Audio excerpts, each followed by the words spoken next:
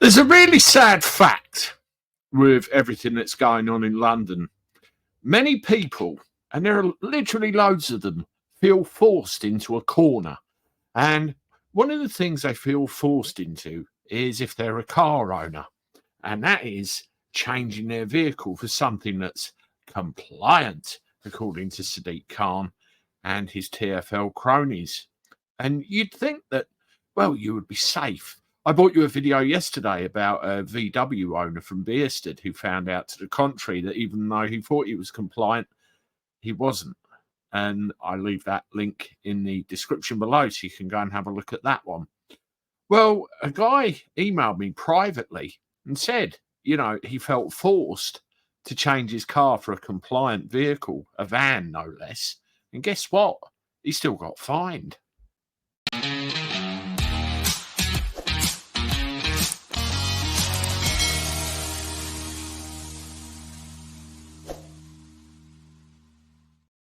Hello, everybody. Welcome back to the channel. Hope you're well. Thank you very much for joining me once again. Good to see you. I appreciate the support as always. Now, one of the great things with this channel, you watch a video, sometimes it strikes a chord and you think, oh, that happened to me. I'm going to tell Andy. And then I can put a video out about it a bit later. Now, this happened in this case. I received an email from somebody who was directly affected by what's going on with the ULEZ expansion. They felt that they were in the need to buy a newer, more compliant van to replace the one they had. And they had the shock of their life. I'm going to pull up this email that I received, and I've redacted it with some of the personal information taken out. But here we go. Hi, Andy. I'm writing to you with a problem that has occurred, i.e. ULEZ. By simply changing the reg number on my van, in a nutshell, I'm retired, had a wonderful Mercedes Vito Camper 2010, nice vehicle, which although I live just a mile inside the M25 in Havering, it became obvious that I would have to sell my van to avoid paying £12.50 every time. I took my dog out for walks, etc. So I sold the Vito and bought a 2018 compliant Euro 6 van. All was well until I put my private number plate on the van. And suddenly, with no warning, I got 7 penalty charge notices in the post from TFL. The original number plate shows as ULEZ compliant on the TFL website. And for safety's sake, I took a screenshot of the webpage before I bought the van. I collected the new van, drove around for a week or so before I received the new V5 in my name, and decided to re-register the van with my private number plate as private. Eventually got the new V5 in my name with the new reg.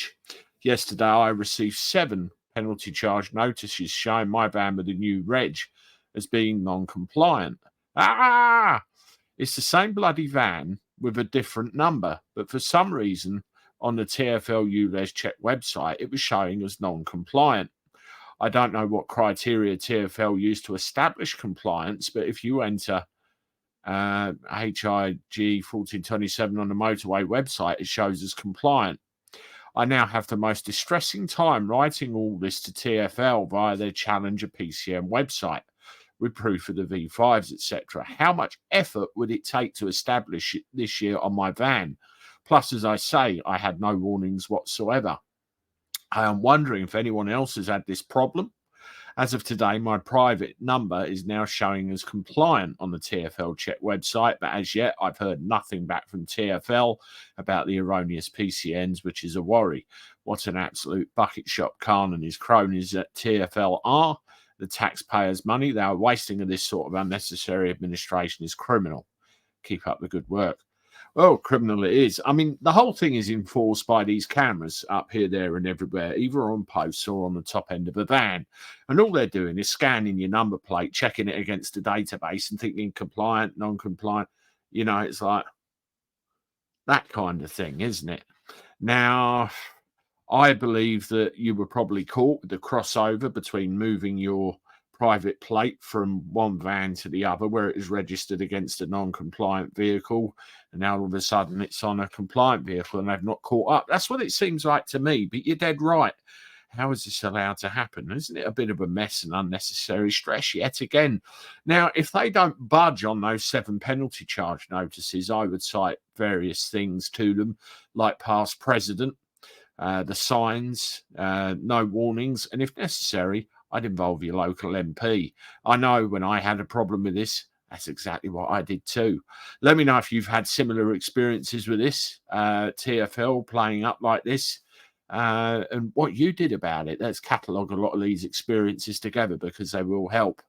Anyway, thank you very much. Make sure you subscribe, thumbs up, share the content, leave comments, and I look forward to talking to you again soon. Toodaloo.